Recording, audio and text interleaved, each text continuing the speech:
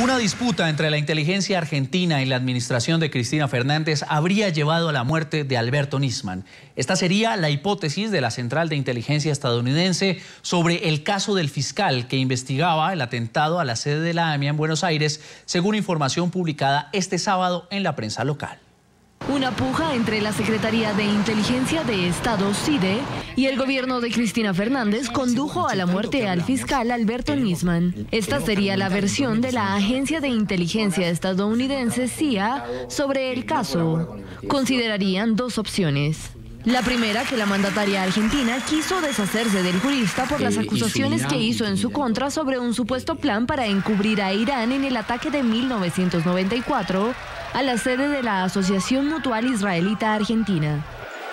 La segunda, que la inteligencia argentina lo haya asesinado para debilitar a Fernández en represalia a una reestructuración que inició en el organismo. Precisamente la presidenta anunció la semana pasada que lo disolvería. Según la CIA, pese a que el fiscal investigaba el ataque a la AMIA, que tiene como principales sospechosos a exfuncionarios del gobierno iraní, Teherán no habría tenido nada que ver en su muerte. Ante esta nueva versión, el senador argentino Ernesto Sanz señaló que la presidenta ha sido la verdadera directora de los servicios de inteligencia. Las críticas de sectores opositores crecen.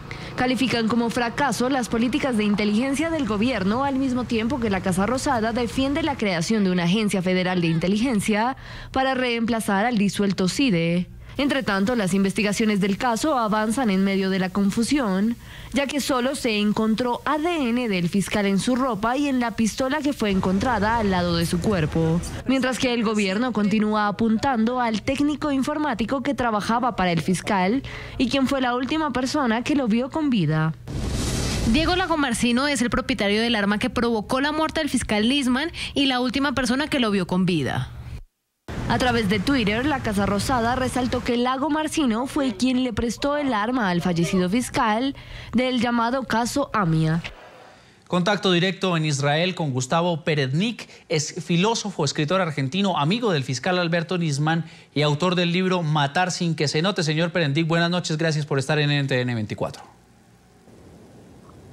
Buenas noches, un gusto saludarte y me alegra poder transmitir el mensaje de Alberto Nisman, el fiscal asesinado, a vuestra audiencia en Estados Unidos, en América Latina y en el Caribe.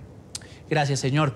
¿Cuándo fue la última vez que vio a Alberto Nisman o que hablaron y de qué conversaron en esa oportunidad? Conversaciones por email y por redes sociales teníamos permanentemente hasta los últimos días.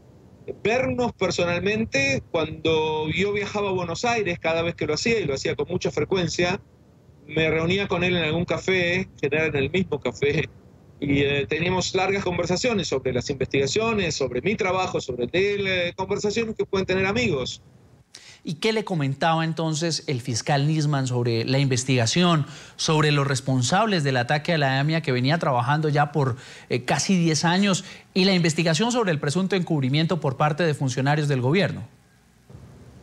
Alberto había logrado en una primera etapa desenmascarar el caso AMIA, es decir, mostrar, reconstruir cómo había sido el atentado, cómo Irán lo planificó, lo perpetró, cómo envió al suicida, cómo lo entrenó.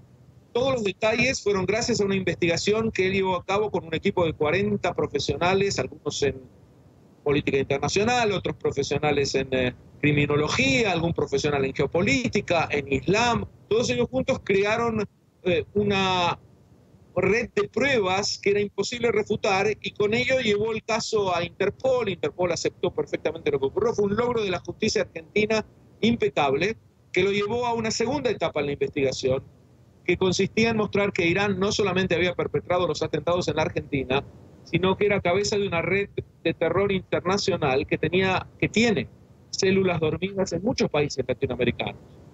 Y la tercera etapa, la más peligrosa, que compartió conmigo en ese último encuentro, es demostrar que el gobierno argentino estaba involucrado en una maniobra de encubrimiento de los perpetradores iraníes que tenía como objetivo volver a una buena relación con Irán, en una cosmovisión geopolítica de que, bueno, no podemos estar peleados con Irán toda la vida, hay que hacer borrón y cuenta nueva, y si es necesario para eso blanquear a los culpables del peor atentado que sufrió la Argentina en su historia, lo iban a hacer. Esta era una etapa muy peligrosa de su investigación. Le dije concretamente que corría riesgos muy serios su vida. Él minimizaba estos riesgos. Me acuerdo que en la última conversación me respondió: no te preocupes porque todo el material está perfectamente guardado, hay copias de todo. A lo que yo respondí: pero yo no te estoy hablando del material, te estoy hablando de ti, de tu vida. Y respondió con una especie de humorada. Yo, a partir de que él me mandó el material que iba a llevar al Congreso el día domingo, el domingo 19, perdón, el material que iba a llevar al Congreso el lunes 19, el domingo 18 fue asesinado. Escribí un artículo justo en esos días que se llama La Trilogía Nisman y que resume toda su investigación. Está en internet este artículo, pero lo tenebroso del caso es que cuando subí el artículo a internet, por supuesto terminaba diciendo que se abría una nueva brisa de esperanza para la justicia argentina, y a las pocas horas me enteré de que la brisa se transformó en un terremoto y Alberto Nisman había sido asesinado. Y precisamente sobre esas circunstancias de la muerte, las autoridades argentinas siguen hablando de la posibilidad del suicidio. ¿Cree usted que después de 15 días tras lo ocurrido aún se pueda creer en esta versión?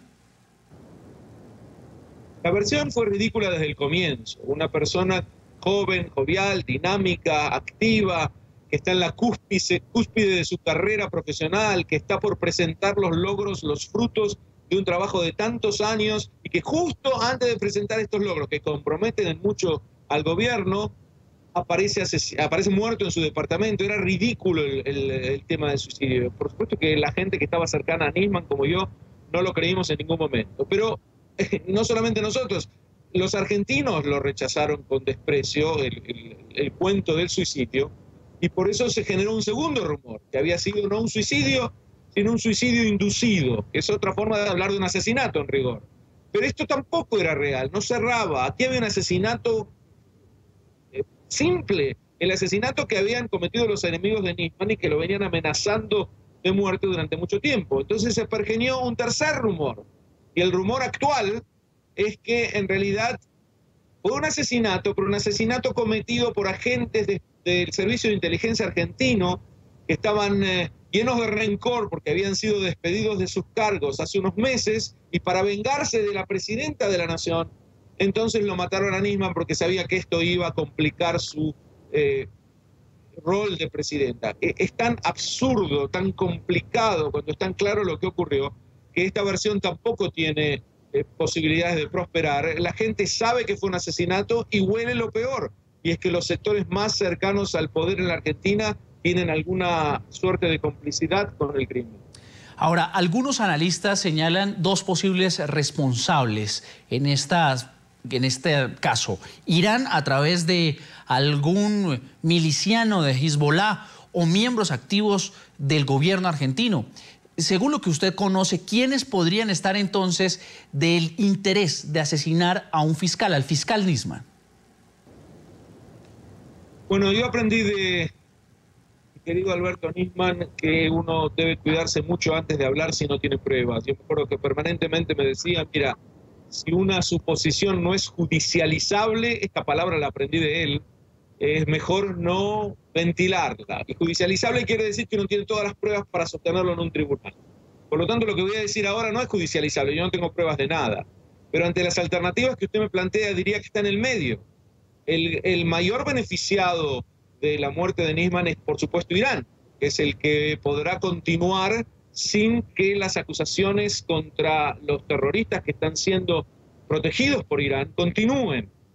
Y, por otro lado, sin ninguna duda, hay grupos en la Argentina muy violentos que están cercanos al poder y que son muy pro-iraníes. Así que esta sociedad entre Irán, el Estado terrorista, y los grupos violentos pro-iraníes en la Argentina, al modo parecido de Venezuela, por supuesto Argentina en una dimensión mucho menor, perfectamente podían tener como conclusión una tragedia como la que ha vivido la Argentina. Nos llama mucho la atención el título de su obra, Matar sin que se note. De hecho, usted nos comenta que llamaba a Nisman para consultarle aspectos de este libro. ¿Qué le dijo él acerca de su publicación, de su obra? Además, ¿cree usted que con este título fue premonitorio? Mira, lo que te voy a decir ahora va a sonar más tenebroso todavía. En rigor, el título del libro, Matar sin que se note, se refería a que Irán planificaba el atentado en la AMIA de 1994, que dejó 85 muertos y centenares de heridos, que muchos de ellos quedaron heridos hasta hoy. Planificó este atentado intentando matar sin que se note, es decir, sin que se note quién estaba detrás del atentado. Eso es lo que queda claro de la lectura del libro. Ahora, el título resultaba en ese sentido premonitorio porque ahora procedieron con Nisman del mismo modo, matarlo a él sin que se note quién lo ha hecho. Pero lo que decía que era una faceta tenebrosa adicional es que cuando en este bar en el que nos reuníamos habitualmente, antes de llevarle a la editorial el título final que yo decidí del libro, le llevé a Nisman una lista de 5 o 6 títulos posibles. Y él con mucha picardía puso el dedo sobre el tercer título y me mira y me dice una expresión muy argentina: este está piola, ¿eh? Lo que quiere decir, este título parece un poco astuto. Y el título era El asesinato de Alberto Nisman, créase o no. Pero después me pareció con la editorial que era un título muy morboso y por eso fue descartado, pero no se refería a que en el libro yo hable del asesinato de él, porque el libro es una crónica novelada y se atiene a los hechos verídicos sin fantasear al respecto, pero sí se menciona en el libro muchas veces las amenazas que él recibía a su vida, entonces se jugaba con la idea del asesinato sin que en el libro el asesinato se produjera realmente. Pero ese fue el título que él primero señaló como posible. Ahora, ¿alguna vez habló con Nisman sobre la posibilidad de su muerte? Hablaba más yo que él de ese tema y cuando le mencionaba los riesgos, él siempre me contestaba con una evasiva. La única vez que lo vi realmente preocupado al respecto no era tanto por la muerte en sí, sino por cómo podía afectar esto a sus hijas, a quienes adoraba. En una ocasión en particular, donde estaba muy alterado por ello, él había llegado de jugar al tenis, entró al cuarto con su hija, que era pequeña, en ese momento tendría 7, 8 años, encendió el contestador automático del teléfono y escucha que desde el teléfono le hacen una amenaza: te vamos a degollar, te vamos a matar, con insultos reiterados. Y se puso muy mal, no por la amenaza en sí, sino porque su hija la había escuchado. Entonces tuvo que dedicar bastante tiempo a decirle: mira, hay gente muy mala en el mundo, pero no te preocupes porque estamos a salvo, no nos van a hacer nada, etc. Pero el shock fue que su hija pudiera estar confrontada con la idea de la muerte del padre. ¿Qué cree usted que va a pasar con la investigación por el atentado contra la AMIA en 1994? ¿Alguien retomará la evidencia que tenía el fiscal Nisman o se verá estancada por su fallecimiento?